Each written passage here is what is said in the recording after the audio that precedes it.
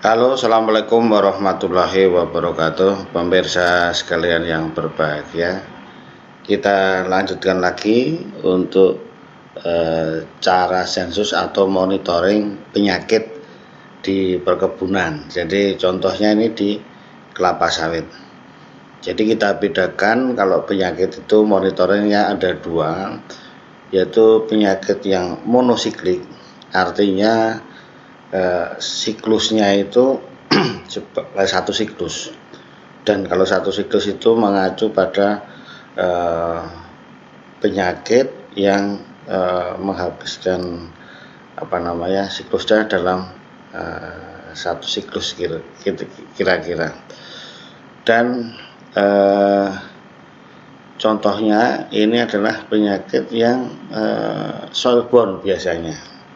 Soilborne yang patogen terbawa tanah itu biasanya monosiklik. Nah, contohnya di perkebunan kelapa sawit adalah penyakit busuk pangkal batang atau penyakit Ganoderma karena disebabkan oleh jamur Ganoderma. Jadi itu pengamatannya bagaimana? Nah ini kita ketahui gejalanya dan tandanya.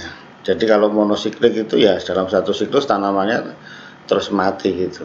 Nah, ini yang nanti kita bedakan dengan yang polisiklik.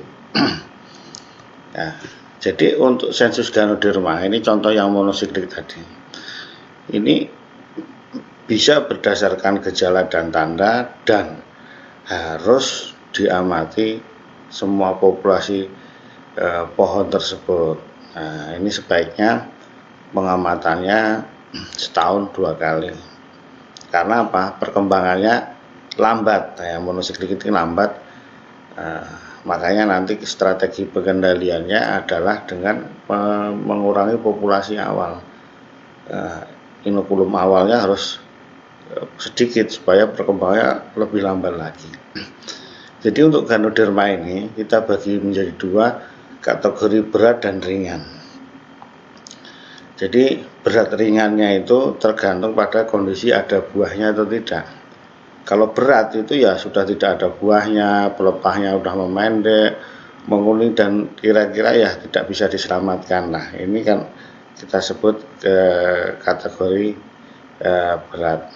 Sedangkan yang ringan itu potensi untuk menghasilkan buah itu masih ada. Jadi kita sebut ringan.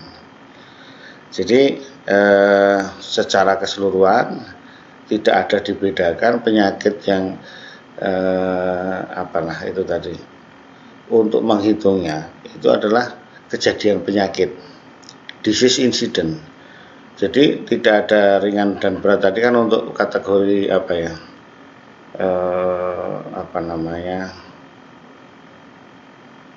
untuk penanganan. Tapi untuk mengetahui kejadian penyakit itu dengan formula sebagai berikut. A dibagi A tambah B. Jadi kali 100%. Itu kejadian penyakit. A adalah jumlah tanaman sakit, B jumlah tanaman sehat. Jadi yang berat dan ringan tadi dijadikan satu. Nah, jadi yang sakit dibagi jumlah total tanaman, kira-kira begitu.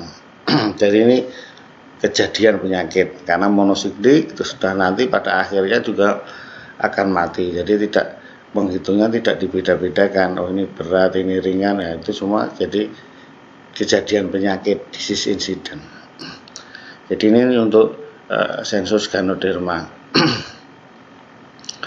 Ini kalau kita sensus dari udara ya seperti ini, lebih cepat. Yang bolong-bolong berapa ini termasuk yang dihitung yang sudah mati, supaya tahu kejadian penyakitnya berapa persen. Nah ini kira-kira berapa persen. Kalau ini udah pasti di atas 75% ini, tinggal sangat sedikit. Dan kalau di bawah 80 harusnya sudah bisa di replanting. Jadi cara sensus yang kejadian penyakit ini lebih mudah, apalagi nanti kita menggunakan citra satelit, dari citra udara dan sebagainya. Ini contohnya. Jadi dengan menggunakan itu lebih cepat lagi dengan menggunakan citra satelit. Nah, jadi berapa persen? Nah, ya tinggal nanti keakuratannya itu tadi. Ada yang saat ini sampai 85%. Karena apa? Itu untuk gejala yang tidak muncul itu tidak terdeteksi, apalagi tanamannya masih segar, di bawah ada tubuh buahnya, itu menggunakan citra satelit akan tidak bisa terdeteksi. Makanya ada faktor koreksinya, karena koreksinya tadi kemampuannya 85%. Jadi ini sensusnya, caranya ini lebih efisien, lebih efektif.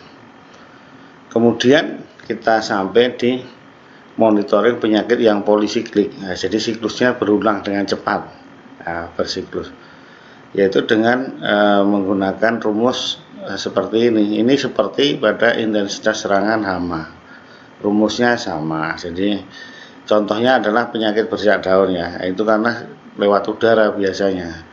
Yang airborne itu menghitungnya adalah intensitas penyakit, jadi ada berat ringannya ada. Nah, gitu. Jadi rumusnya ini IB sama dengan sigma N kali V dibagi N kali V besar kali 100%. N itu jumlah sampel pada kriteria tertentu yang diamati, V adalah nilai skor sampel yang diamati, N besar adalah jumlah semua sampel yang diamati, dan V besar adalah nilai skor tertinggi. Jadi tergantung pada skor yang dibuat. Nah, itu. Dengan rumus ini nanti jumlah sampelnya berapa diketahui. Oh, ini penyakit bercak daun ini intensitas penyakitnya 75% misalnya. Nah, ini cara monitoringnya, cara menghitung penyakit bercak daun. Jadi diamati intensitasnya dalam rentang waktu tertentu, itulah monitoringnya. Nah, kemudian yang terakhir adalah itu semua, jadi baik hama maupun penyakit itu untuk mencapai data sensus yang akurat dan mutakhir.